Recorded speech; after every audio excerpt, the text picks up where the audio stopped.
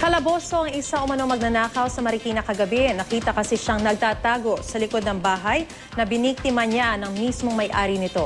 Ang mainit na balita hatid ni Von Aquino.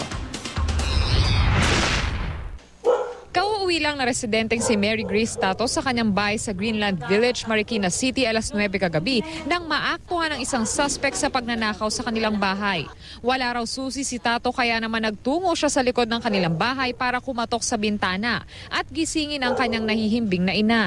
Nung umikot ako sa likod para kakatukin yung window ng mother ko para marinig ako, doon ko siya nakita na nakayuko. Actually, nag-second look pa ako, yung yumukong-yuko pa ako. Kasi talagang yukong-yuko siya ang baba niya.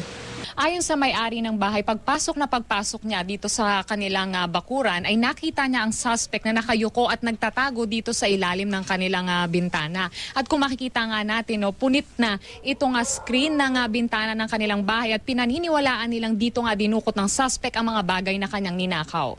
Nagtatakbo raw si Tato palabas ng gate para humingi ng tulong. Sumunod daw sa kanyang suspect pero laking pasasalamat niya nang nagbago ito ng direksyon at hindi siya hinabol. Dito nakakita ng pagkakataon si Tato na bumalik ng bahay para makatawag sa telepono at humingi ng tulong sa mga security guard ng subdivision. Pagdating ng mga security guard, natagpuan nilang suspect na nagtago sa katabing bahay ng pamilya Tato at tila kilala ng suspect ang may-ari nito.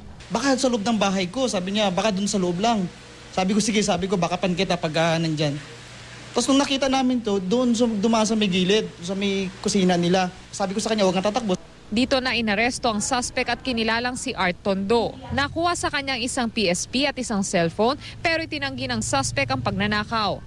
Kaya po ako sa loob ng bakuran nila, dumaan po ako sa may manggan nila kay Boyet. Pero hindi ko po talaga kinuha yung picture sa kanila, wala po akong dinadampot sa kanila. Hindi ko po sinira yung isirin nila. Ayon sa pulis, nahaharap sa kasong robbery ang suspect. Von Aquino, GMA News.